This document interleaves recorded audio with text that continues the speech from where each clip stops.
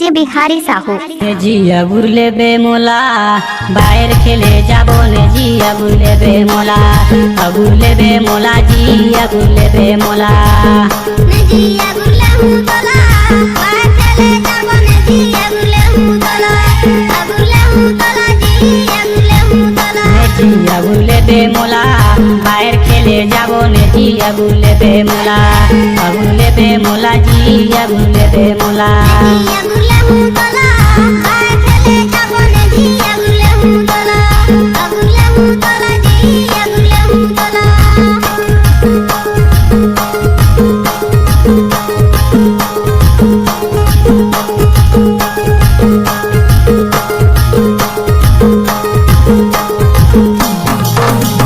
DJ Bihari Sahu mobile number 8889909131। DJ Bihari Sahu सब सांझे मैं संगी कहे रहे तोला सब सांझे मैं संगी कहे रहे तोला बाहर खेले जाबो ने जी अबुरले बे मोला अबुरले बे मोला जी अबुरले बे मोला सब संगे कहे रहे तेरा संगी मोला सब संगे कहे रहे तेरा संगी मोला बाहर खेले जाबो ने जी अबुरले हूँ तोला अबुरले हूँ तोला जी अबुरले हूँ तोला ने जी अबुरले बे मोला बाहर खेले जाबो ने जी अबुरले बे मोला अबुरले बे मोला जी अबुरले बे मोला अबुरले हूँ तोला बाहर खेले जाबो ने जी अबुरले हूँ तोला अबुरले हूँ तोला जी अबुरले हूँ तोला। डीजे बिहारी साहू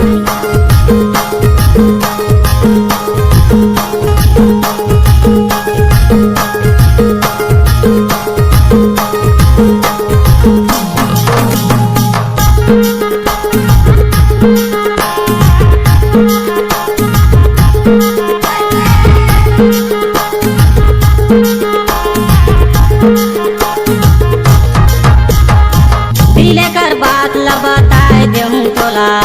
दिले कर बात ला बताए देहूँ तोला दिले में बसा के संगी रखे रबे मोला रखे रबे मोला जी रखे रबे मोला दिले के बात बताए देबे मोला दिले के बात बताए देबे मोला दिले में बसा के संगी रखे रहूं तोला जी रखे रहूं तोला ने जी रखे रबे मोला दिले में बसा के संगी रखे रबे मोला रखे रबे मोला जी रखे रबे मोला रखे रहूं तोला दिले में बसा के संगी रखे रहूं तोला जी रखे रहूं तोला।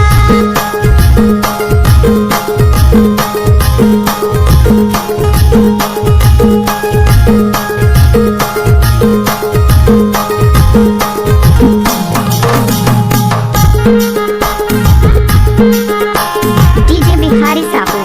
Mobile number 8889909131। मैं हूँ बरखेला संगी बाहर के दीवाना मैं हूँ बरखेला संगी बाहर के दीवाना जी हाँ हो ही बाहर गौरा मोला हो बालाना जी मोला हो बालाना जिला है सूरजपुर प्रेम नगर थाना जिला है सूरजपुर प्रेम नगर थाना गाँव है रघुनाथपुर जुना पारायणा जी जुना पारायणा। ने जी अबुरले बे मोला बाहर खेले जाबो ने जी अबुरले बे मोला अबुरले बे मोला जी अबुरले बे मोला अबुरले हूँ तोला बाहर खेले जाबो ने जी अबुरले हूँ तोला अबुरले हूँ तोला जी अबुरले हूँ तोला ने जी अबुरले बे मोला बाहर खेले जाबो ने जी अबुरले बे मोला अबुरले बे मोला जी अबुरले बे मोला अबुरले हूँ तोला बाहर खेले जाबो ने जी अबुरले हूँ तोला अबुरले बे मोला जी अबुरले बे मोला अबुरले बे मोला जी अबुरले बे मोला।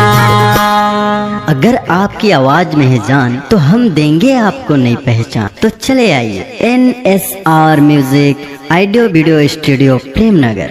जिला सूरजपुर। मोबाइल नंबर 9977876868 एवं 900